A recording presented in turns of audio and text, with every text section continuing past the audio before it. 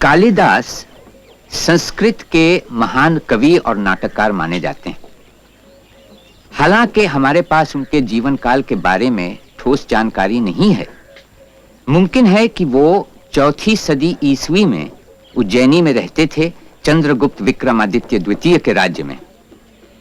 कहा जाता है कि कालिदास उनके दरबार के 9 रत्नों में से एक थे, जहां उनकी प्रतिभा को उनके जीते जी भरपूर इज्जत मिली। वो उन खुशकिस्मत इंसानों में थे जिन्हें जिंदगी ने अपना प्रिय समझकर सराहा। कालिदास ने कोमलता और सुंदरता को उभारा और दुख दर्द की झलक भर ही दिखाई। उनके साहित्य में जीवन के प्रति एक मोह है और प्रकृति की सुंदरता से गहरा प्यार। मोहन राकेश ने अपने नाटक आषाढ़ का एक दिन में कालिदास के जीवन की कठोर वास्तविकताओं और उनकी कविताओं की कोमलता के आपसी द्वंद्व को उभारा है। आया पावस राजा प्रियतम, पावस राजा आया, अपने दलबल सहित देखो कैसा साज सजाया। मधमाते बादल हाथी ने मादल गीत गुंजाया, तुझा पताका बिजली की लौ फहरा ताले आया। उन्मन प्रेमी जन के मन पर मनमत का रंग छाया, स्वागत पावस राजा स्वागत, सबने मिलकर गाया।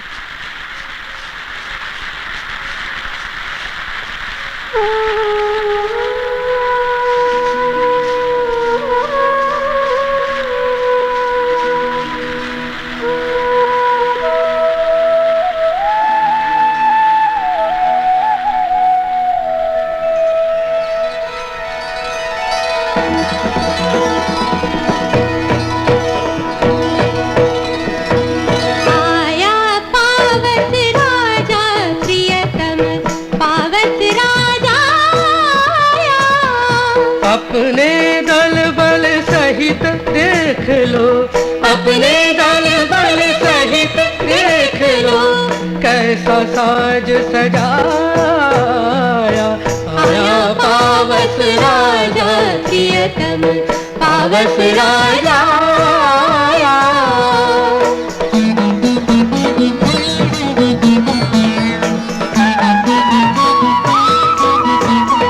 मधमाते बादल हाथी ने मादल गीत गुंजाया, भुजा पताका बिजली की लो ठहरा ताले आया।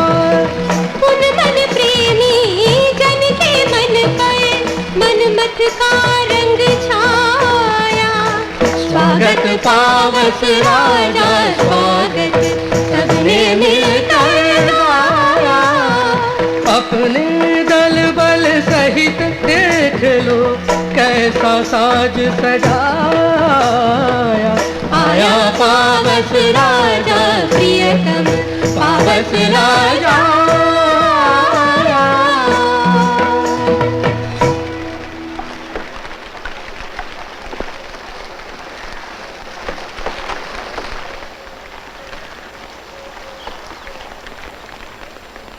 माँ आज बहुत रुष्ट है।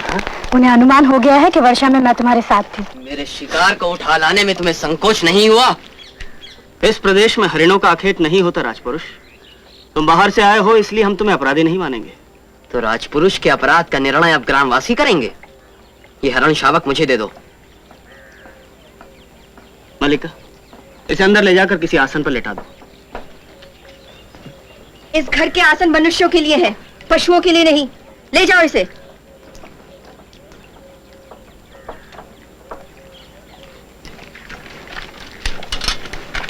ठहरो राजपुरुष।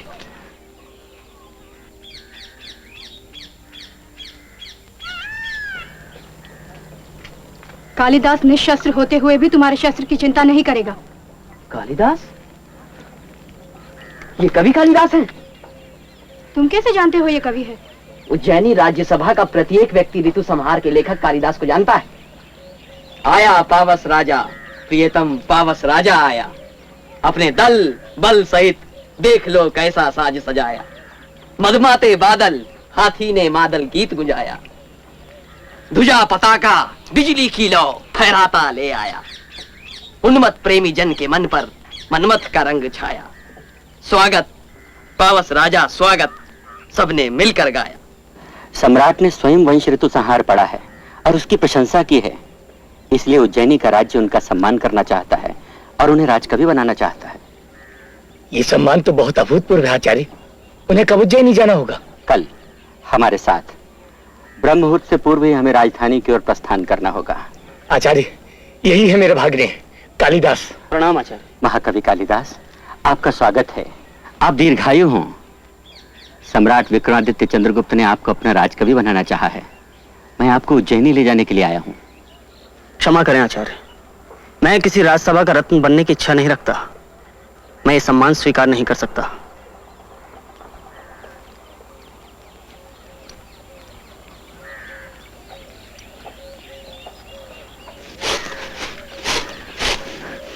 अंबिका, अंबिका, मैं आज इस सारे ग्राम में घोषणा करने जा रहा हूं कि मेरा इस कालिदास नामधारी जीव के साथ कोई संबंध नहीं है। क्यों? अब क्या किया उसने? उज्जैनी से एक आचार्य और कुछ राजपुरुष आए हैं। राज की ओर से सम्मानित किया जा रहा है उन्हें। पर तुम्हें पता है मेरे भाग्ने क्या कहते हैं? मुझे ये सम्मान नहीं चाहिए। मैं तुम्हें विश्वास दिलाती हूँ मातुल, वो उज्जैनी अवश्य जाएगा। सम्मान प्राप्त होने पर सम्मान के प्रति प्रकट की गई उदासीनता व्यक्ति के महत्व को और बढ़ा देती है। ये लोक नीति है। अगर ये लोक नीति है अंबिका, तो मैं कहूंगा कि लोक नीति और मूर्ख नीति में कोई अंतर नहीं होता। संभवतः वो सचमुच इस पर्वत भूमि को छोड़कर नहीं जाना चाहता। नहीं जाना चाहता। अब तुम ही जाकर समझाओ उसे, संभव है मान जाए। परंतु वो इस समय है कहाँ? वहीं नदी के किनारे हट कर रहे हैं कि जब तक उज्जैनी से आए हुए अतिथि लौट नहीं जाते वो लौट कर नहीं आएंगे।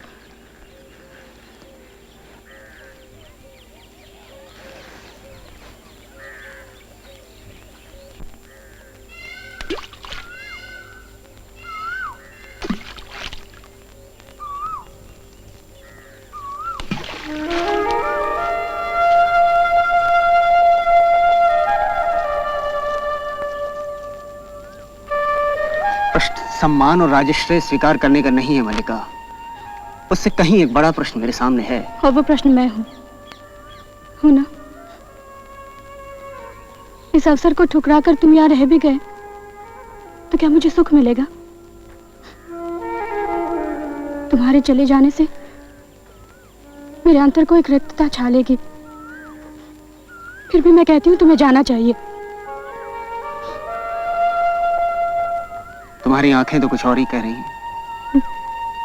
मल्लिका, मैं कई सूत्रों से इस भूमि से जुड़ा हूं। उन सूत्रों में तुम हो, यह आकाश मेघ है, यहाँ की हरियाली है, हरिणों के बच्चे हैं, पशुपाल हैं।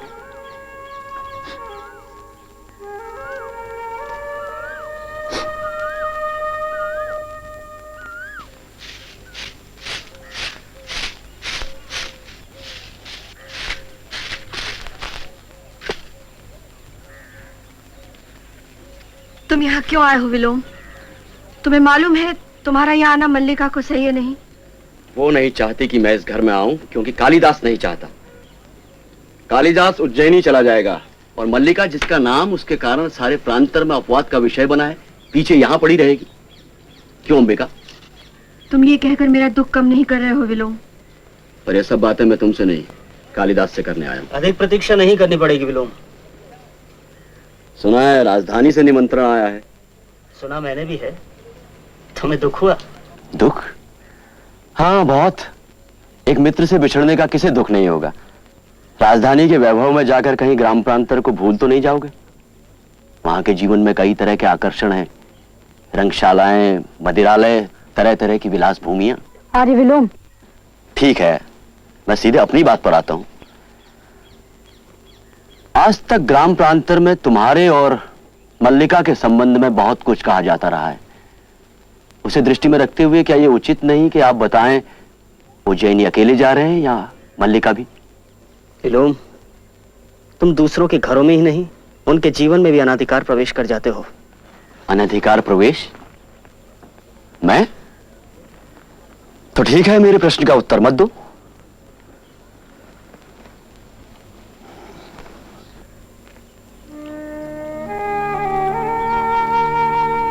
आचार्य तुम्हारी प्रतीक्षा कर रहे होंगे। इसका अर्थ है तुमसे विदा लूं? विदा नहीं दूंगी, इसलिए प्रार्थना करूंगी कि तुम्हारा पथ प्रशस्त हो।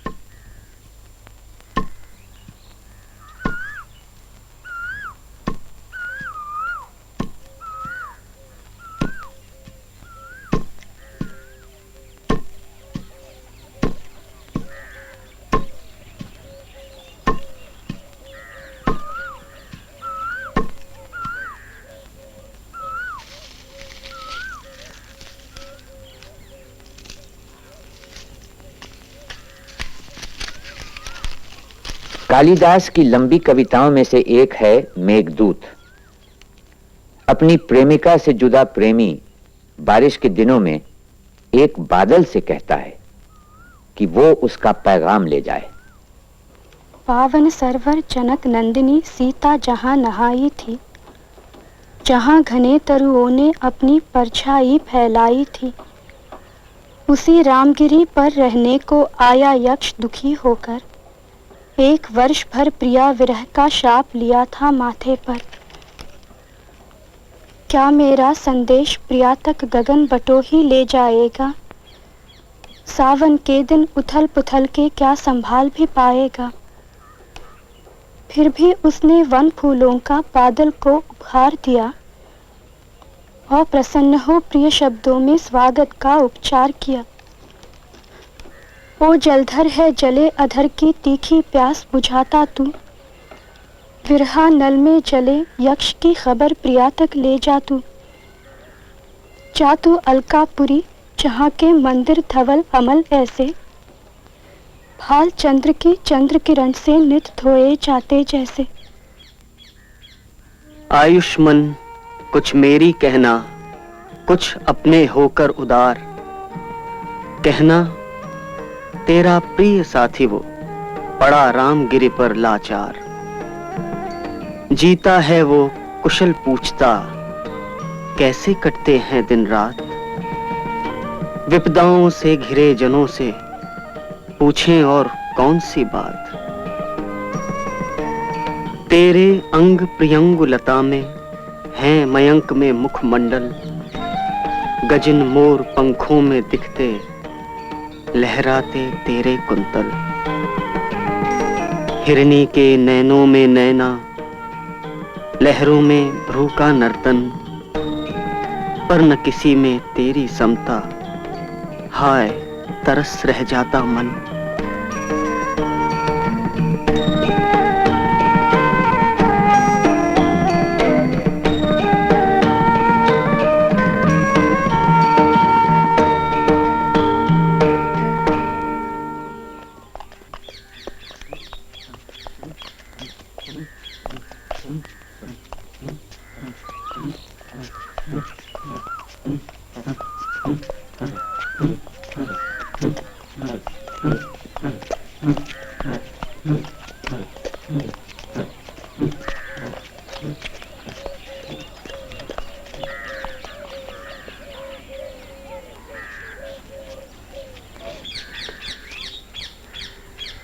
मुझे विश्वास है कि इस समय मैं देवी मल्लिका के सामने खड़ा हूँ।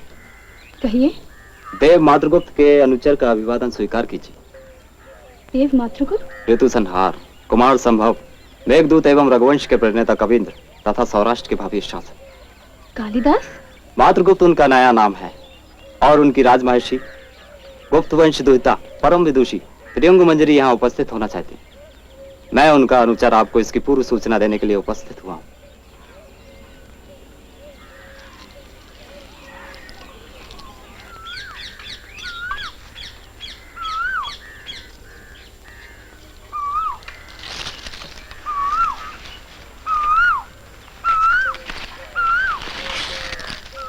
सचमुच बहुत सुंदर हो।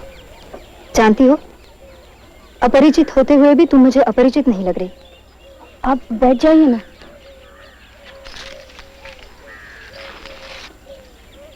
मैं यहाँ बैठना नहीं चाहती। दूर तक की पर्वत श्रृंखलाएं दिखाई देती है। यहाँ आकर मुझे तुमसे स्पर्धा हो रही है। इस ग्राम प्रदेश में रहकर भी तुम्हें साहित्य से अनुराग है। किसकी रचना है ये? कालिदास की। अब वे मात्रगुप्त नाम से जाने जाते हैं। उनसे जान चुकी हूं कि तुम बचपन से उनकी संगिनी रही हो। उनके रचनाओं के प्रति तुम्हारा मोह स्वाभाविक है। देख रही हूं तुम्हारे घर की स्थिति बहुत जर्जर हो चुकी है। चाहे तो इसका परिसंस्कार भी करा दूं। मातुल के घर के स्थान पर मैंने नए भवन के निर्माण का आदेश दिया है। आप बहुत उदार हैं, परंतु हमें ऐसे ही घर में रहने का अभ्यास है। फिर भी तुम चाहो तो इसका परिसंस्कार करा दो। चाहो तो तब तक तुम हमारे साथ चल सकती हो। मेरे साथ मेरी संगिनी बनकर चलोगी? क्षमा कीजिए, मैं अपने आप को इस गौरव की अधिकारिणी नहीं समझती। मैं तुमसे कुछ कहना चाहती हूँ राजवधु। माँ, तुम उठकर क्यों आई?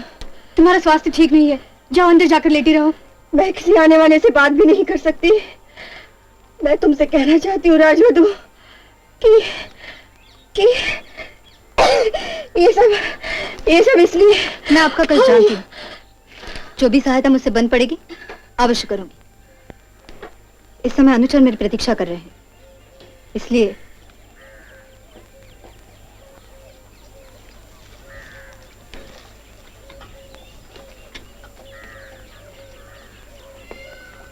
घर की भित्तियों का परिसंस्कार हो जाएगा।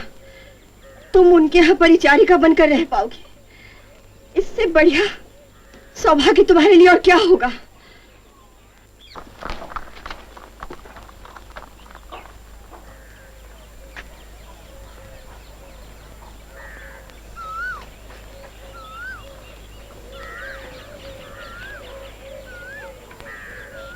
आश्चर्य है, कालिदास ने यहां आना उचित नहीं समझा। कल तो सुना कि वो वापस लौट जाएंगे। उसे आना चाहिए। व्यक्ति किसी संबंध को ऐसे नहीं तोड़ता।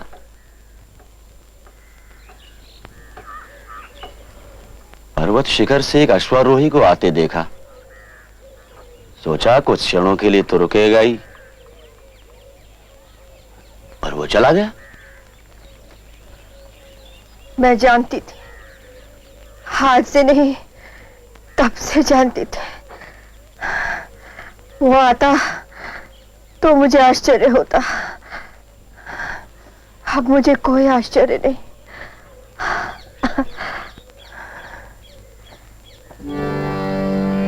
बिंदु भी जब पास आते, बिंदु भी जब पास आते, विपुल हो जाते।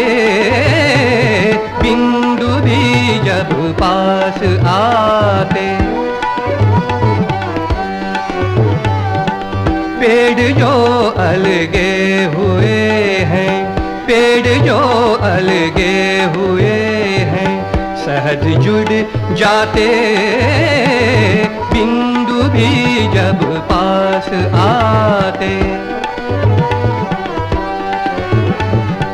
दूर की राहें अचानक, दूर की राहें अचानक सरल हो जाती।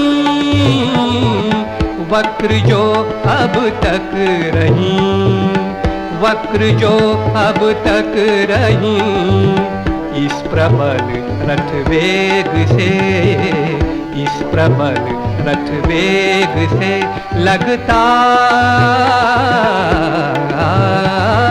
दूर है कुछ भी नहीं, पास है कुछ भी नहीं। बिंदु भी जब पास आते, विपुल हो जाते।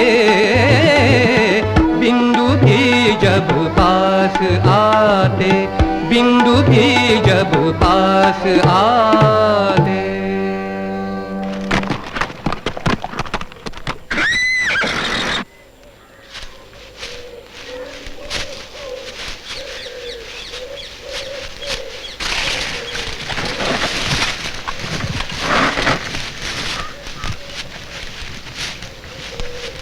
देखिए हिरण अब इतना पास है कि इसको यहां से मारा जा सकता है।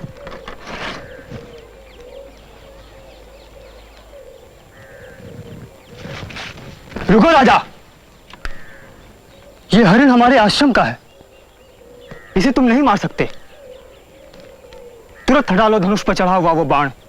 ये शस्त्र ले नहीं किसी निरपराध के प्राण।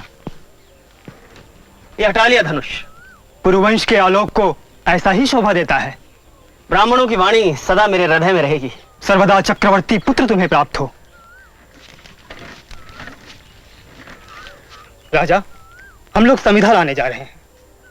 सामने मालिनी के तट पर हमारे गुरुकुलपति श्री कण्व का आश्रम है। शकुंतला जिसकी अधिष्ठात्री देवी की तरह है। यदि किसी अन्य कार्य में बाधा न पड़ती हो तो वहां चलकर अतिथि सत्कार स्वीकार कीजिए। महर्षि कण्व यही है? नहीं, अपनी बेटी शकुंतला को अतिथि सत्कार का आदेश देकर अभी अभी सोमतीर्थ गए हैं, उसके प्रतिकूल ग्रहों की शांति का उपाय करने। तो ठीक है, हम उनकी बेटी से ही मिल लेंगे। महर्षि के लौटने पर वे ही हमारा भक्ति निवेदन उनसे कर देंगी।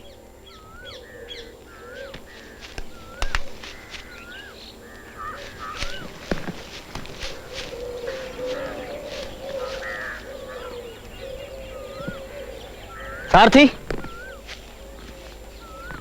आश्रम में साधारण वेश में जाना ही उचित होगा। यह शस्त्र और आभूषण तुम रख लो। आश्रम वासियों से मिलकर मेरे लौटने तक तुम घोड़ों को आराम करने दो। जैसी आपकी आज्ञा।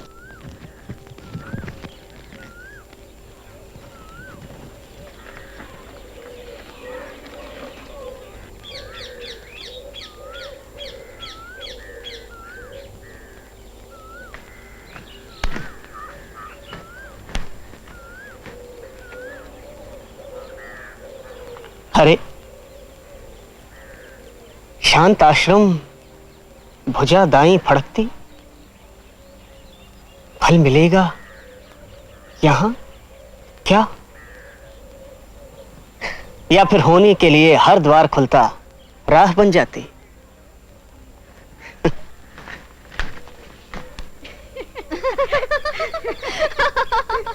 वाह, ये तपस्वी कन्याएं अपने आकार के अनुरूप घड़े लिए इसी ओर आ रही हैं। सच कितनी सुंदर दिखती हैं ये। यहां रुककर उनकी प्रतीक्षा करता हूं।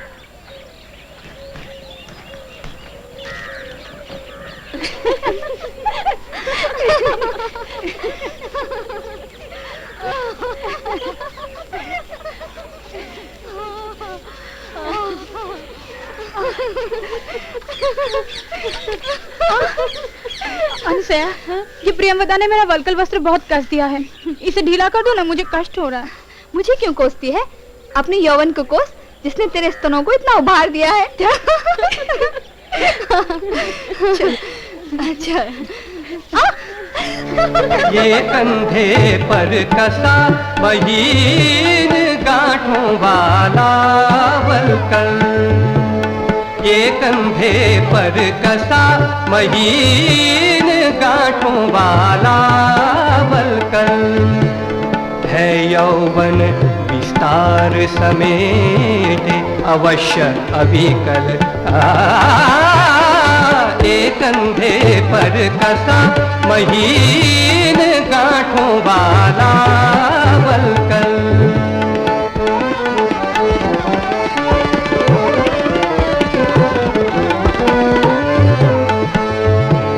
पर अभिनव तन दिखा न पाता है अपनी सुषमा, पर अभिनव तन दिखा न पाता।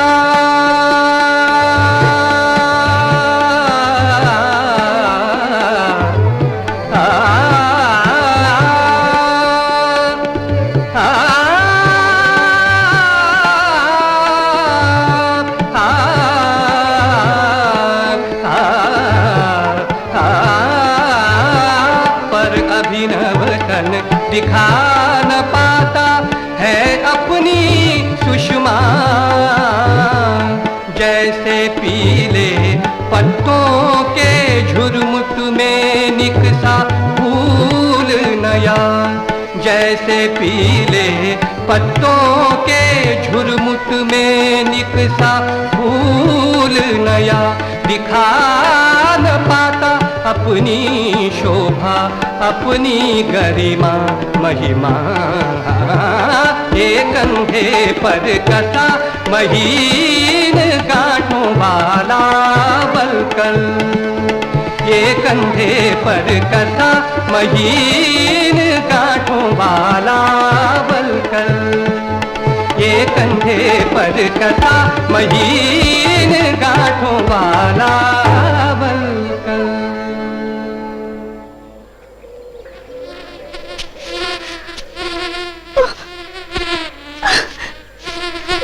अनुसया, प्रियंवदा, अनुसया, बचा मुझे इस दुष्ट भौरे से। ये तो मेरा पीछा ही नहीं छोड़ रहा।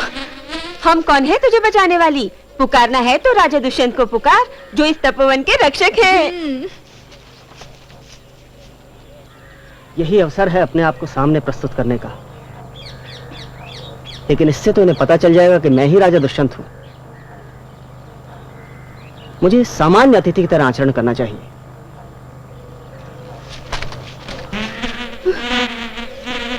ये दुष्ट तो हटने में ही नहीं आ रहा। मैं ही दूसरी ओर चली जाती हूँ। ये तो यहाँ भी मेरे पीछे पीछे आ रहा है। कौन है? कौन है वो नीच? दे रहा है पीड़ा तपस्वी कन्याओं को, जबकि शासन है धरा पर दुष्टनाशी पौरवंशी का। कौन है वो? खोलता है दूध में जो कीच, पीड़ित कर रहा है।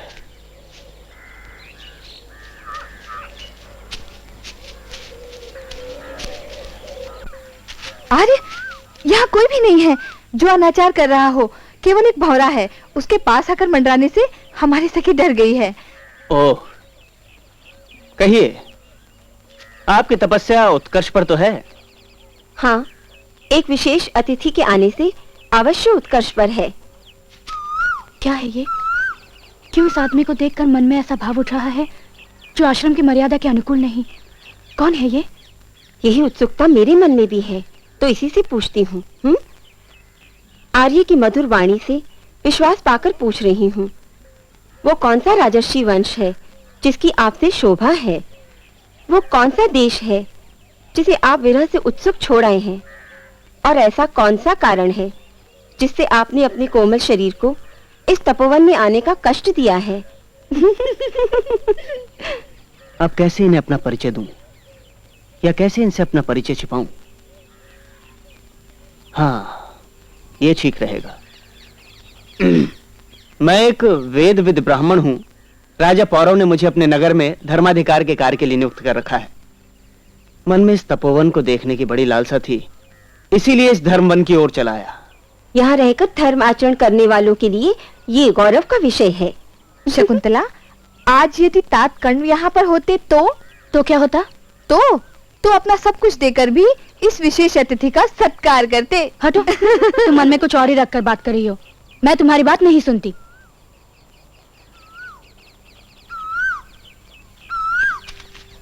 सुनिए, हम भी आपकी सखी के बारे में कुछ पूछना चाहते हैं। ये तो आपका अनुग्रह है, इसमें याचना कैसी? महर्षि कर्ण तो जन्म से ब्रह्मचारी है ना, फिर ये उनकी पुत्री कैसे हैं? आर्य जानना चाहते हैं तो मैं बताती हूँ। एक बहुत प्रभावशाली राजर्षि हैं, उनका गोत्र नाम है कौशिक। हाँ हाँ, महर्षि कौशिक। जी, वही वास्तव में इसके पिता हैं। उनके छोड़ देने से तात कर्ण ने इसका पालन किया, इस नाते से वे भी इसके पिता हैं। उनके छोड़ देने पर? यह सुनकर तो और भी उत्सुकता मन में जागती है। हमें पूरी बात बताएं। मैं आपको सब बात बताती हूँ। बहुत पुरानी बात है। उन दिनों वे राजर्षि उग्र तपस्या में लीन थे।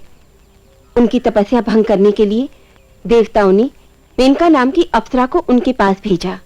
हमें देखते ही लगा था कि ये केवल अप्सरा की ही संतान हो सकती हैं। ये सुंदर गाथा सुनकर तो और भी कुछ पूछने को मन करता है। अरे, आप संकोच न करें। तपस्वियों से कुछ भी जानने पूछने से आचार का उल्लंघन नहीं होता।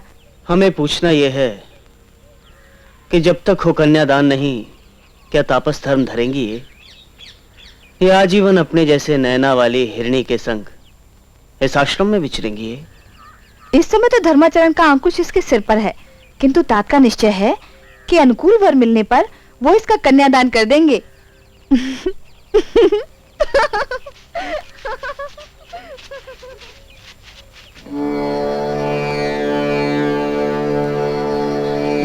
ताप अनंग जो तुमने दिया, ताप अनंग जो ने दिया, मुझको वो अधिक ही प्रिय होता।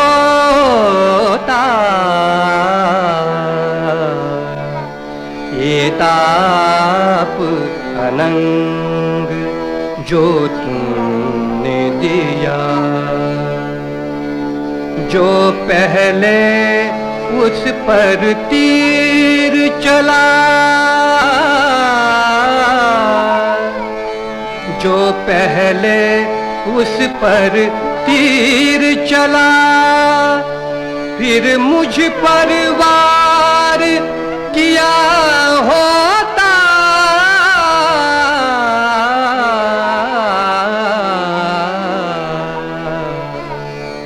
ये ताप अनंग जो तुमने दिया, ये ताप अनंग जो तुमने दिया।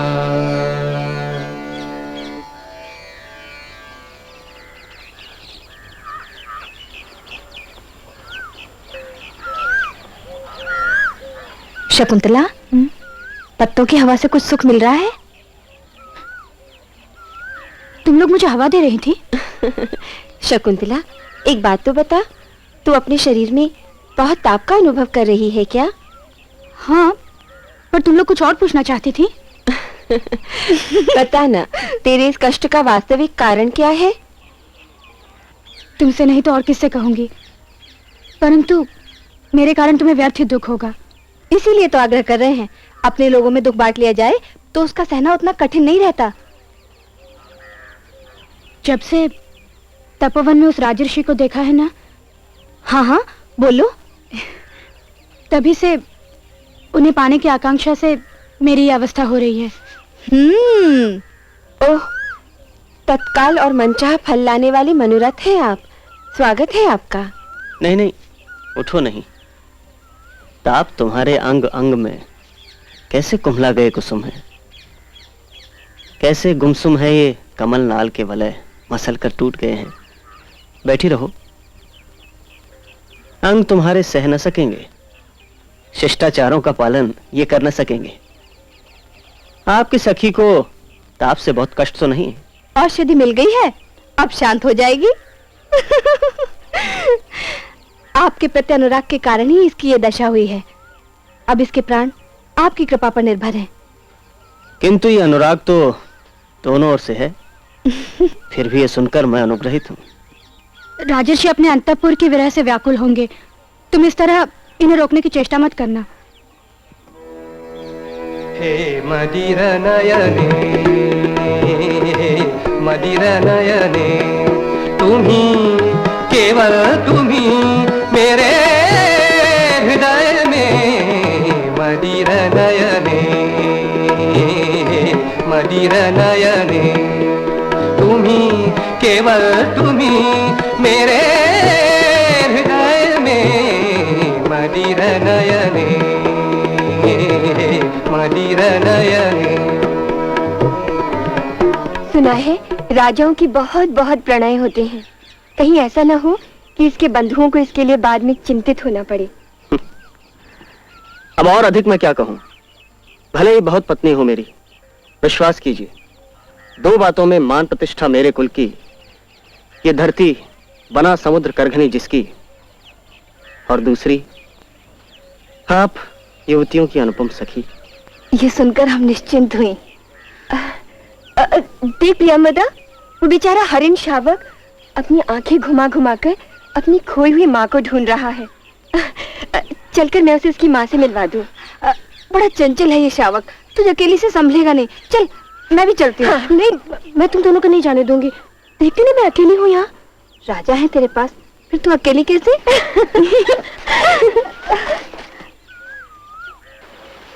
ये तो सचमुच चली गई।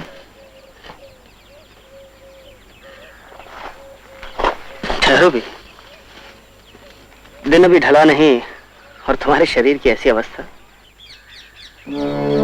कैसे जाओगी बोलो बोलो, कैसे जाओगी बोलो बोलो, कैसे जाओगी बोलो बोलो, कैसे जाओगी बोलो, कैसे जा पाओगी, कैसे जा पाओगी, कैसे जाओगी बोलो बोलो, कैसे जाओगी बोलो।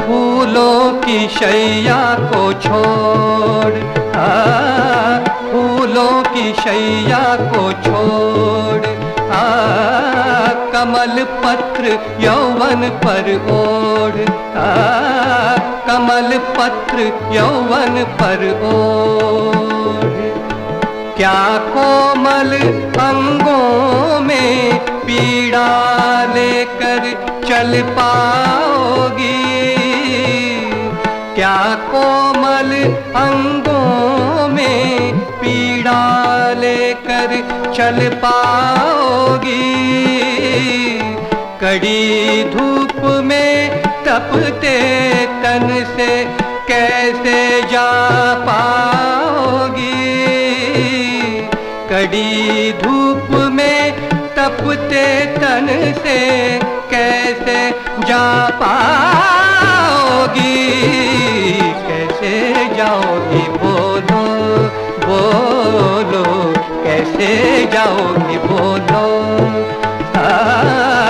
कैसे जा पाओगी। देखा पौरा, इस तरह मर्यादा का उल्लंघन नहीं करना। आसपास ऋषि लोग आ जा रहे होंगे।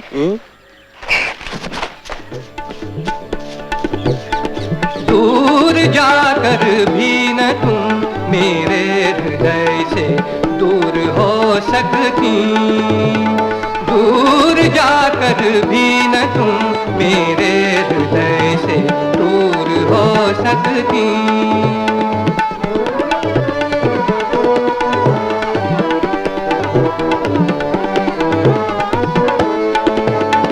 दिन ढले पर छाह तरु से दूर होना चाहती है, दिन ढले पर छाह तरु से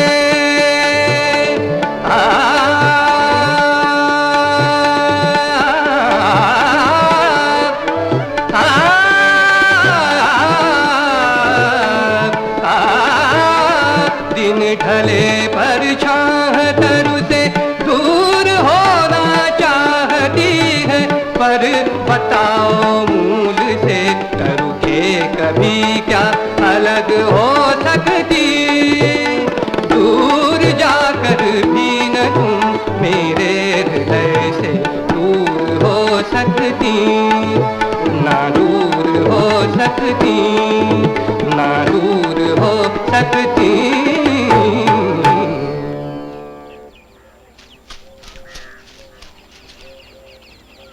इसे तुरंत मुझे लौटा दें।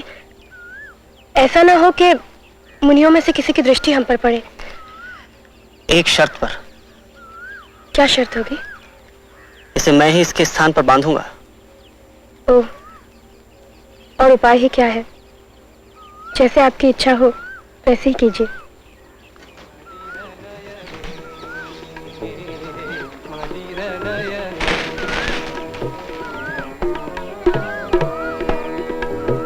इसकी गांठ ठीक नहीं है, कहो तो इसे दूसरी तरह से बांध दो।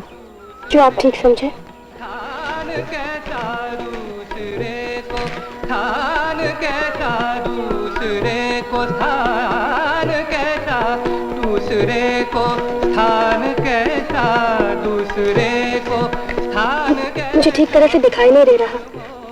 हवा से उड़कर कर्णफूलों का पराग आंखों में पड़ गया, जिससे आंखें धुंधला गई हैं। कहो तो इसे फूंक मारकर निकाल दूं? बड़ी कृपा होगी, परंतु मुझे आपका विश्वास नहीं। ऐसा कुछ नहीं होगा। नया नया सेवक स्वामी के आदेशों से आगे जाकर अपनी ओर से कभी कुछ नहीं करता। यह अत्यधिक आदर ही तो अविश्वास का कारण है। खंजन सी आंखों वाली सुंदरी, डरो नहीं, हम कोई धृष्टता नहीं करेंगे।